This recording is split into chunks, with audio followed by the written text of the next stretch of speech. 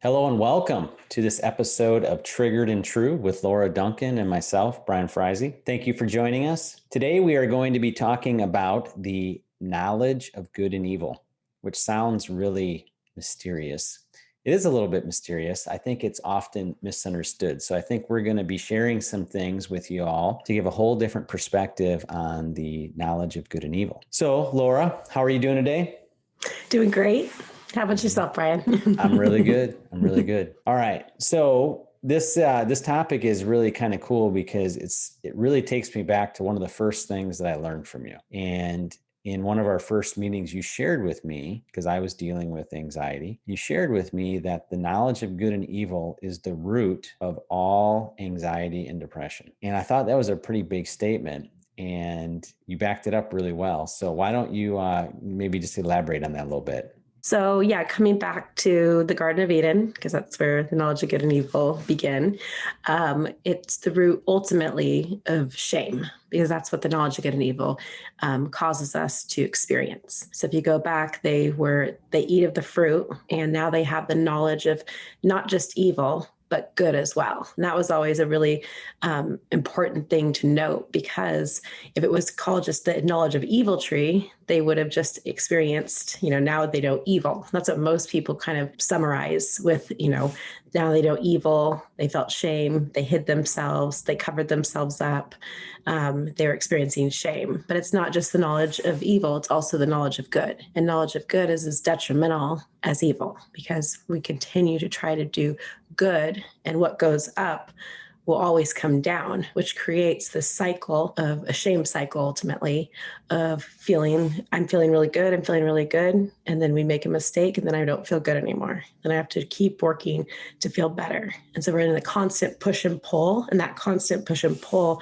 keeps us stuck with always being preoccupied with good and evil. And so we want to be able to not to be preoccupied by that anymore, so that we can come back to being connected to who we really are, just like Adam and Eve were in the garden before they ate the fruit. Yeah. And I think, obviously we're sharing the biblical story of, creation and what happened after creation. So even if you're not a Christian, I think you can definitely identify with this concept of becoming knowledgeable about shame and kind of connecting to the story in that way, even if you're not familiar with the Christian story. It's interesting because as a believer, growing up and just any of the training I had, whenever we talked about the garden, all we ever talked about was sin. Like sin's the big focus, and like sin's like the big problem in the garden. You also said something to me that was pretty powerful, how sin wasn't the biggest problem in the garden because God had a plan for that. And God could take care of the sin problem, but we do the shame problem to ourselves. That's what keeps us stuck there. It's not actually, if you sin and you make a mistake, you can say sorry. I think it would have looked really different if they had sinned without the knowledge of good and evil. They just made a mistake. And then I believe they would have been able to come towards God in that moment. But because they thought it was who they are, not what they did, that's why they hid from God. And that's a very important distinction. Yeah, I remember you mentioned to me that we do shame to ourselves because no demonic army, or obviously not God himself, nobody drove them into the bushes. They took themselves there and they chose to hide. Yeah, and I think it's really also noteworthy that God comes to them, and the first thing that he says to them is, "Who told you that you were evil?" And I think that's when it's so interesting to me, because I'm a parent, and if my kids had just, made the biggest mistake in the whole world, I know I wouldn't have been coming to them and being like, "How do you feel about yourself?" I would have been saying, "What were you thinking? I can't believe you did this. Why didn't you listen to me?" And all those things. And instead, his biggest concern was of how they felt about themselves, how they saw themselves, because it wasn't how he saw them. The other part for me that I think was powerful is that we focus heavily on the evil part of it. And as you mentioned, the knowledge of good is just as detrimental as the knowledge of evil, maybe even more so. Because I think in a lot of cases it is. Yeah, it kind of lies under the radar because, we kind of know what evil is, and we know a lot of times we know right from wrong, but we don't recognize how that knowledge of good, we're a slave to it. Exactly. That becomes our identity. A good parent, a good spouse, a good person, that becomes our identity. And whatever we do good is not who we are, just as much as whatever we do bad is not who we are. Whatever we do good is not who we are. And who exactly defines good? I know, exactly. And that's a really good point, because we're all going to judge it differently. So how do we ever arrive wherever we think we're supposed to be arriving? Because nobody knows. It's a myth. It's like you can never achieve it. Yep, exactly. And you see that kind of in the rat race of life, where people are just constantly trying to get wherever there is, to feel like they're enough, to get there so that they feel like they're good, to actually have relief from the shame that's constantly gnawing, saying you're never going to be enough. You're never going to be good enough. Well, interestingly, I would like to share my observations of the knowledge of good and evil as it pertains to something I observed in my children. So, and I think, again, even if you don't know the biblical story that we're talking about here, you're going to connect with what I'm going to share right now. So I have 4 children, and our last child is adopted. It's been really, I always kind of feel bad for our oldest, because, you learn as a parent, you learn so much on the go, and that first kid is like the guinea pig for everything. And then hopefully by kid number 4, I've kind of got some of this figured out a little bit. So kid number 4 owes kid number 1 such a debt of gratitude. So, true. But anyway, I've been able to be a little more observant. And I think, with the oldest, I was just so busy just trying to provide and do all those things. And now that I'm a little bit older, I'm able to step back a little bit, thankfully, and be more of an observer. So she has some special needs as well. And I've been able to, I saw how she was when she was younger, how she was so it's just so much more free. And she would just put herself out there. And, she does have some of these special needs and things like that. So she's a little bit behind some of her peers in her class, academically and in some ways, but none of that, when she was younger, none of that held her back. She was outgoing, and she would just put herself in the middle of any conversation or anything like that. But then I've started to notice the shift. And if I think back to all of my kids, I saw this shift happen with all of them. How all of a sudden they quit putting themselves in the middle. They started to be concerned about what other people thought of them. They started to just be more aware that maybe they didn't fit in exactly with everybody else, something we all feel. And I was looking at it, something we talk a lot about, true self, how our true self is our child self. Our child self is free of the knowledge of good and evil. We're blissfully ignorant of it. But watching this progression with my youngest daughter, her becoming shame conscious, which is really, she's becoming knowledge of good and evil conscious. She's recognizing, in this room, there's a good, and good looks like this or whatever. And I don't feel good. And I don't feel like I fit into that. I've also seen this in some of the observations of other special needs people, whether it be Down syndrome or autism. And this one guy that I've met in my life, as an adult, he's very high functioning autistic. And as an adult, he is just so carefree and just so filled with joy, like all the time. To the point where as an adult, it's annoying because it touches on our pain triggers. A joy trigger can become a pain trigger. It's like, well, why can't we live like that? And we get annoyed with it. But I'm just like, wow, he's able to function in society, but also live free, largely free of a lot of the knowledge of good and evil. So early in your career, kind of how you got started working with people one-on-one, you worked a lot with a men's group. Yeah. And it was like a purity group of men trying to pursue purity in their lives.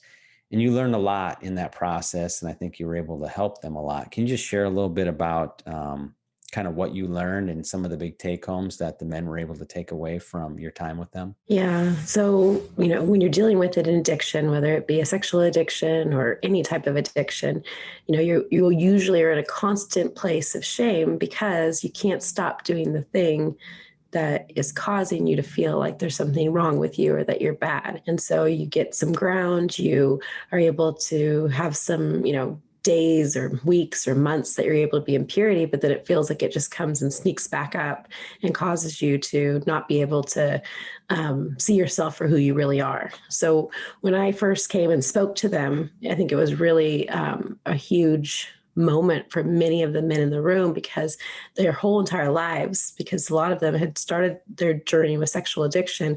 They say the average time is between 9 and 12 years old. That's usually children's first exposure to some form of pornography or, something in that arena. And so it was really, really sad. There was a lot of men. I mean, it was good, but it was also sad that there's a lot of men that were crying while I was speaking, because even though they didn't necessarily think, I mean, maybe some of them did think it was who they are, because you tried so many times to be good and you just couldn't be good. So it must mean that there's something wrong with who you are. And for me to tell them there's nothing wrong with who you are, you're just experiencing pain and unmet need that's causing you to do things that are contrary to who you are. And they're just, weeping and crying because their whole entire lives, they thought it was who they are. And so it was real impactful for them.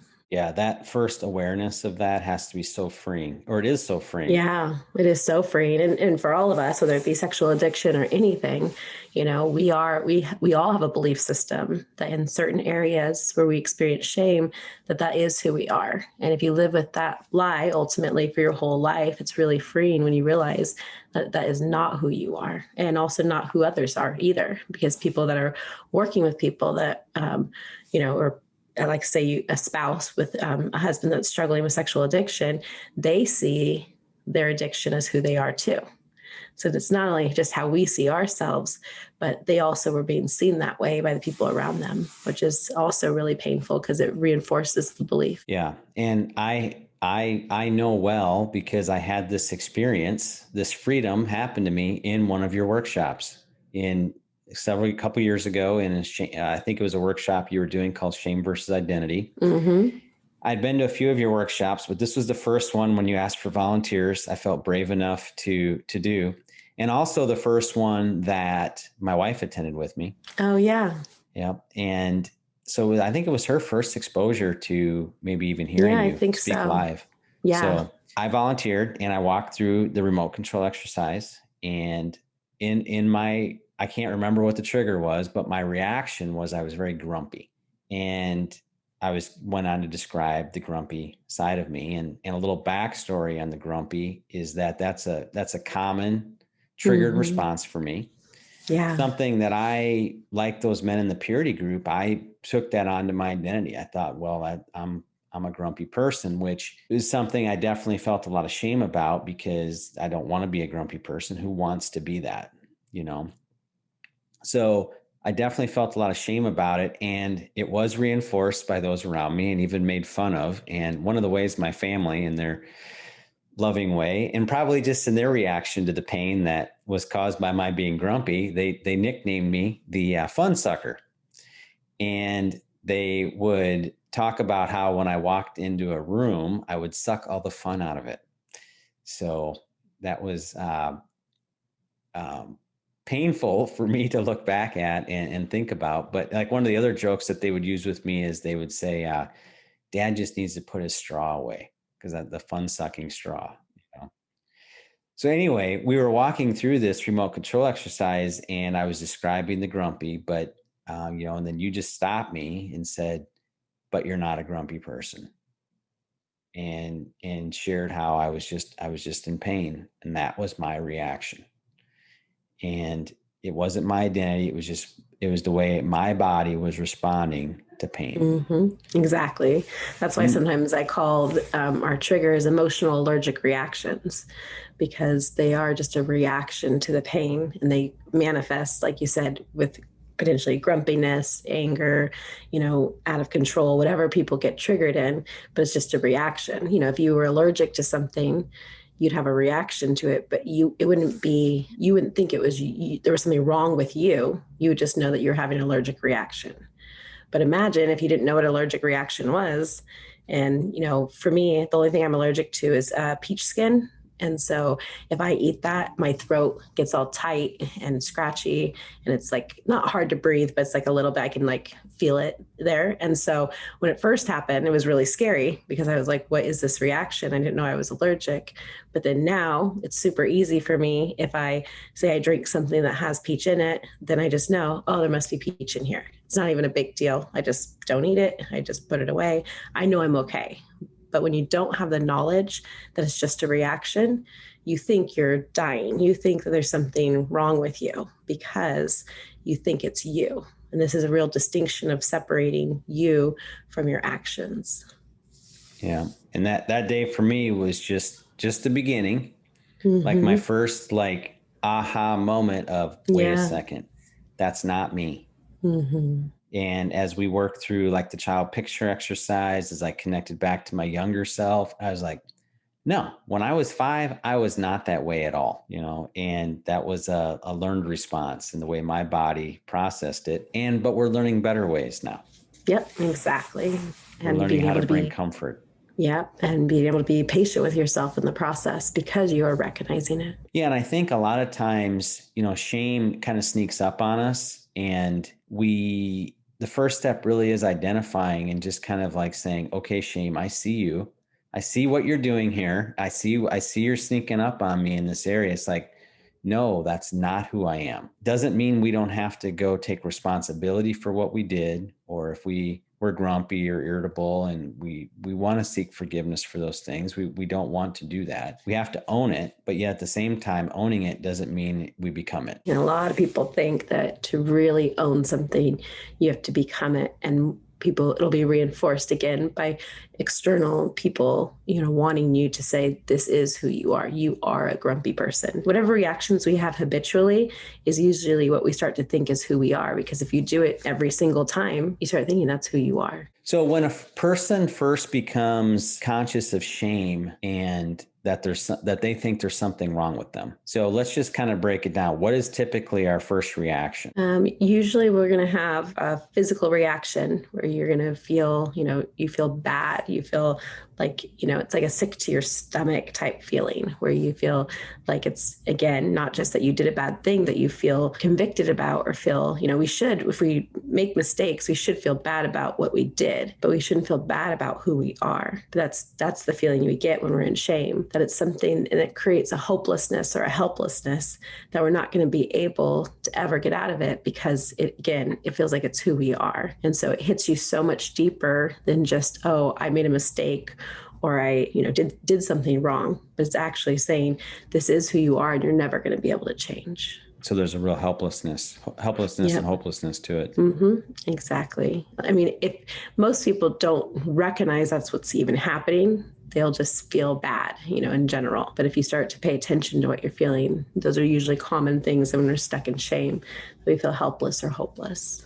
And then we try to be. Yep, we try to get better. Yeah, we try to, we go and we say, well, we're sorry. We're never meant to apologize for who we are, ever. We can apologize for what we did, but we end up mixing it up and we can't help ourselves by saying, I'm apologizing actually for who I am right now. That makes a lot of sense. So one of the things, we mentioned that if you make a mistake, we're not saying that asking for forgiveness and seeking restitution for a wrong is that we should stop doing that. It's just that we should be doing it from connecting to our true self and connecting to the fact that we're not those behaviors. Yeah. And in those moments, you're not just apologizing to the person, you're actually apologizing to yourself because you are behaving contrary to who you are. So it's not just about making it right with others, it's about making it right with yourself. So one of the things you shared recently in an online course is you were talking about this whole seeking for forgiveness can sometimes be an indicator of our own pain or unmet need. Because sometimes we're seeking forgiveness and it ends up being more about us. Oh, yeah. We're trying to relieve that pressure. We feel that shame and we feel like the only way we can relieve it is for the other person to forgive us for what we did. And so our forgiveness isn't about the other person. It's about us being relieved of that feeling. Yeah. And you mentioned that true repentance can't happen.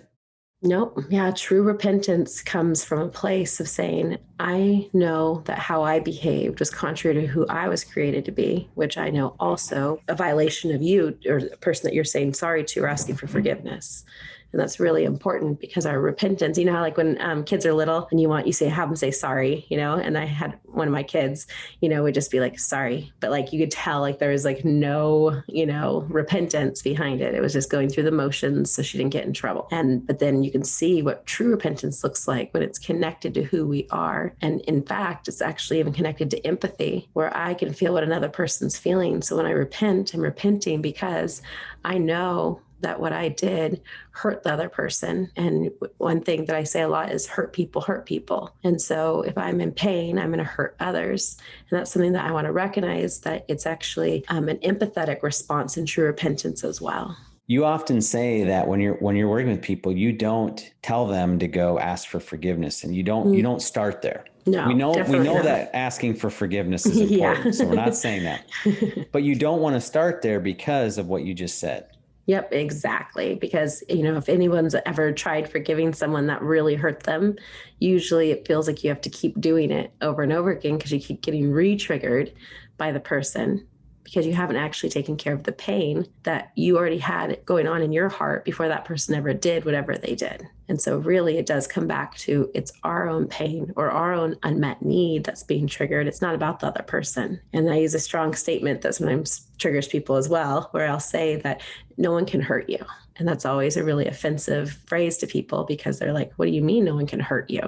I can give you a list of who's hurt me and how they've hurt me.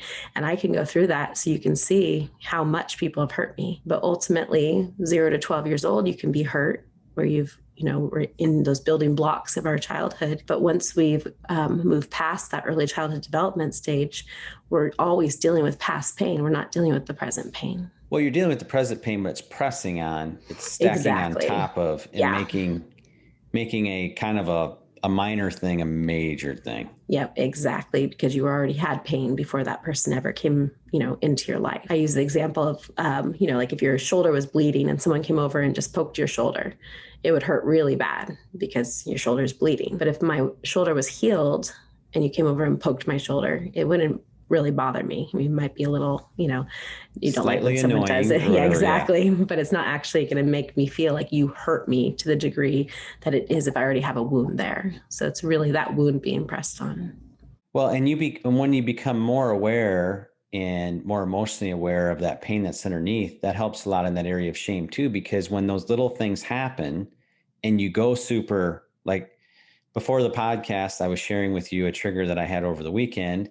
And I'm like, this is so stupid, whereas before I would have felt so much shame for having being triggered by something that's really in the grand scheme of life, on a logical level. So not that big a deal. But now I was able to recognize, okay, my response is not what I want it to be. I know that, but it's not because I'm a bad person. It's because I'm hurting. Let's take care of the pain. Let's figure out how to go after that and come back around. And probably that whole situation is going to look a lot different. Definitely changes perspective when you're not in pain. Like if you think about being like physically hungry, all your decisions come through that fogginess of being hungry. But if you're fed and you feel, you're full, you're going to see things so differently. So I always think about emotional pain similar to physical hunger. Which is why you're not supposed to go grocery shopping. Yeah, exactly. On an empty stomach. Yep. Because your stomach will have you buying a lot of crap you shouldn't be eating and don't need. So exactly. And if you kind of think about it as far as emotionally being triggered, those are not the times to make big decisions. Those aren't the times that's why we make high stake decisions when we're emotionally in pain, and we make bad choices because of that pain, just like that hunger. Well, how can shame be addicting? We've talked about that before a little bit, and I've heard you talk about it. So how can shame actually be addicting and hard to, we're talking about the shame cycle, this crazy cycle that so many of us are on for so much of our lives unaware. So what makes it addicting and makes it hard to get off? Well, one, we've been doing it our whole lives since you're talking about with your daughter when she started to become aware of shame. So we've been doing it our whole lives. So in one sense, that's also very addicting because we're very familiar with it. And it actually can feel comforting at times, especially what I call shame highs, where you are actually, when you do really, really good, you'll get a high of feeling like, oh, wow, like I'm doing so good. I am whatever the good thing that I'm doing as my identity. And that is really addicting to people because they feel like they finally arrived. They feel that feeling of I'm a really good person now. and it's really addicting. And it's also not connected to our identity. It's connected to our behavior. Because again, like I said earlier, even if you do something, if you have good behavior, it's not who you are any more than the bad behavior is who you are. That makes sense. And before I came to see you, I read I started reading some different books. And one of the books I remember reading was a huge bestseller from a wildly popular individual. And one of the things that I really took home from the book is that shame is just something we're always going to have to deal with. And it was really more of a shame management plan. Yeah. And your approach to shame is a lot different than a management plan. Yeah, So definitely. talk about how your approach differs to Yeah. shame. So we're actually healing shame. We're not fixing shame. So when you are managing shame, that means that you're still actually stuck in shame because you're trying to get better so that you don't have shameful behaviors and shameful thoughts. But again, like you said, it's still a management system that we can never sustain. And so when we actually heal shame, if we go back to those moments, like you talked about with your daughter, when she first started to want to hide, she first wanted to start to self-protect. And we went back to those moments, and we brought comfort and compassion to those moments, that it would heal shame. It wouldn't just fix it. It wouldn't just manage it. Yeah. And that's an empowering statement. Like you're saying that we don't have to live with shame. We really We don't. can live life shame-free. Mm-hmm. Yeah, we definitely can. And the more we're aware of ourselves and our reactions, we're able to live that life where even how you were saying when you got triggered this weekend, you recognized it. You didn't go into shame. It doesn't mean that you didn't have to go through a process to connect with yourself and figure out what was going on. So there is, a process sometimes when shame comes knocking. But when we are able to recognize it, we no longer are it's no longer a part of us. Now it's just something that's actually an indicator trying to show. That's what I look at shame. Whenever I feel shame, I look at it as an indicator that I have pain. And so I'm actually thankful for shame because it's showing me where my pain is.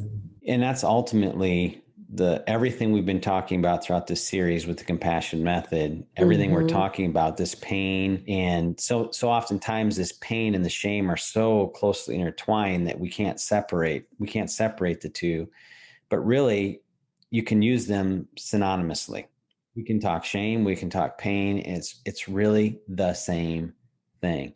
So everything we've been talking about through this series about comforting pain and unmet need, we could put shame right in there. As we go through this, we've talked a little bit about this with the compassion method. A lot of times when people first start working with you, it's they're on the defensive and you're helping them kind of almost defensively, like they're being attacked almost by their shame, their unmet need, their pain. It's like so overwhelming because unfortunately, just the way we're culturized, we don't talk about these things until what hits the fan, right? Exactly.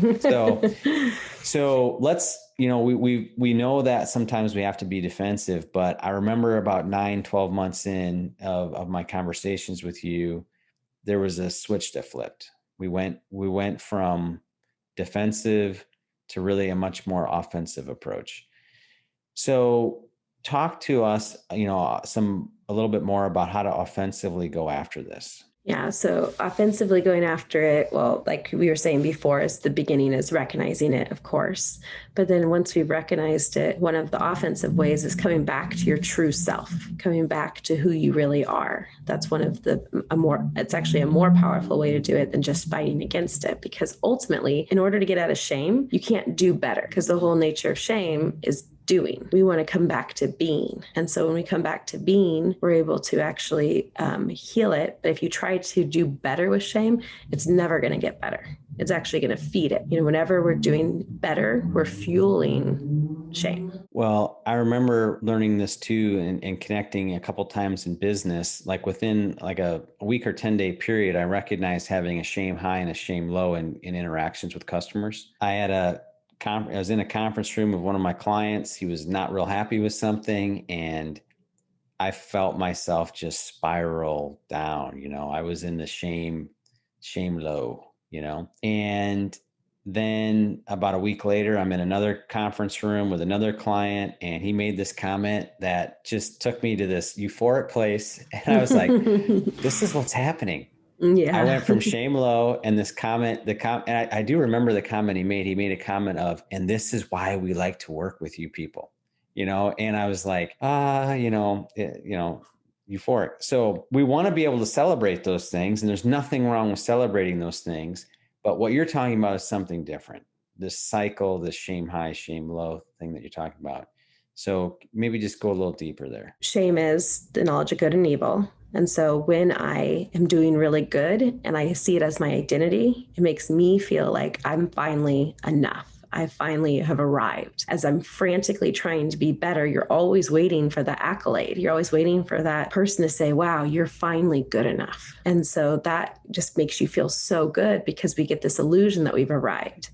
But the truth is, we've already arrived because who we are is enough. Who we are is what you're bringing into your business. Who you are is what you're bringing into those interactions. And if I can celebrate who I am in those moments and what I do as a byproduct of who I am, then it allows me to be able to have a pure experience versus it still being attributed to my behavior. For those that might have missed it, why don't you share, probably like one of our first podcasts, we talked about it, but something that you felt God tell you when you first started working with people. Mm-hmm. Yeah. When I first started meeting with people, well, taking it back a little bit further, when I first started meeting with people personally, I was doing it because I wanted others to be okay. Because in my early childhood development, I was in a position where I felt like that was my job to make everybody else okay. So of course I'd want to help the whole world by making sure everyone's okay.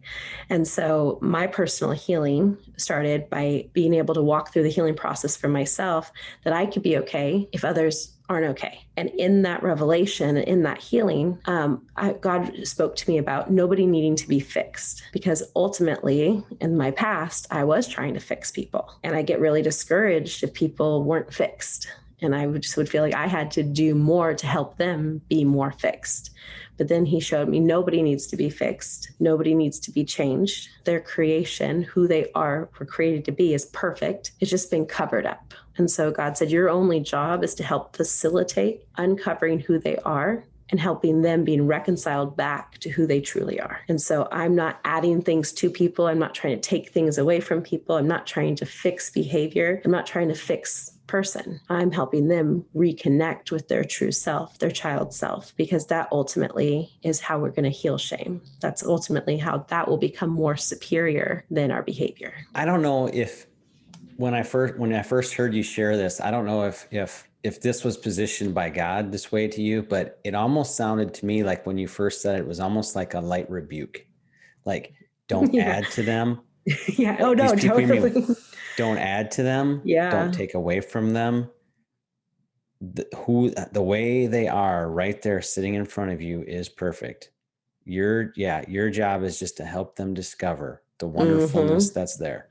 Yeah, it definitely felt like like an intense rebuke, but definitely like a sacredness of already seeing that they are who they were created to be. And it's a really powerful way to be with people in it, because you don't have an agenda. You're not trying to manipulate the situation, because ultimately that's what we're doing when we're trying to get people to be better and to be fixed, is we're manipulating them. Behavior, exactly. Yeah. And so this takes on a sacredness that says we're not going to change or manipulate anything. We're going to stay with original design. We're going to help bring you back to factory settings so you can see yourself for who you really are. I think probably because you work in this so much, you might even sometimes lose track of how significant what you're just saying is, because 90% of self-help books would be burned. Parenting, tips and tricks on parenting, which is mostly tips and tricks on how to get your kids to perform the behaviors you want them to do. Ultimately, really connect with their heart. Yeah. Indirectly, you end up shaming them, right? You're not connecting to their heart. It has the absolute power to change the world. What you're describing it's difficult. It's like one of those things that's like, it's so simple, but yet so big at the same time. And you're like, it is really kind of mind boggling, because we recognize how we have been on a very wrong track for a long time. And it's really kept us stuck in it, not helping us, even though we get the illusion that it's helping us. And at the end of the day, if it's not bringing us back to our true self and it's just managing behavior, we're actually going to be more in shame and further from ourselves. even if we behave perfectly. To wrap up today, I would like to have you share an exercise that you have people walk through that's called There is More to My Story. There's more to my story and there's more to their story, but I always start with there's more to my story, because if I can start to recognize that what my perspective is of how my behavior is who I am, and I can change that to actually be able to say, no, there's more to this story. Underneath this bad behavior is sad, scared, lonely, and really I'm needing, being able to connect with what we need, similar to the remote control exercise, but being able to specifically focus this on shame. So if you took any behavior that you are trying to get rid of and you actually put in, there's more to my story. I'm not this behavior. I'm really feeling emotion. I'm really feeling I have unmet need. And then being able to come back to myself in that. And then there's more to their story, recognizing that their behavior isn't who they are. And that's really because there's pain underneath it, allowing us to be able to recognize that it's not who we are or who others are. And I do that. I say that to myself a lot. There's more to my story. And when someone does something that's completely infuriating to me, that's because it prevents us also from having that kind of condescending arrogance, not recognizing that there's people in this world that are thinking the same thing about you or me as that I'm thinking about them right now. But I'm like, there's more to my story when I do something that's contrary to who I am, and there's more to their story. Yeah, but I always end that with I or they would never act that way if they weren't in pain. And so it starts to help you recognize where the heart of behavior is coming from and starting to recognize that they're not the villain anymore. We always have villains in our story that we're blaming or we're the villain in the story. But once we can recognize there's more to the story, it actually allows us to be set free from the villains in our life that we're still blaming and still feeling shame from. Powerful stuff, Laura. There's a lot here, a lot of meat. Yep. Yeah, and I love connecting with the knowledge of good and evil just because there's lots of parts of it that a lot of people aren't familiar with. So hopefully people, as you're listening, you're able to kind of gravitate more towards how shame is working in your life and being able to connect with it. Absolutely. And for more on how to become healed, definitely check out some of the earlier podcasts and some courses that you have available, because that'll be very, very helpful to walk through that healing process and that healing journey. So be shame-free. That's right. All right. Well, thank you everybody for joining us for this episode, and we look forward to connecting again next time.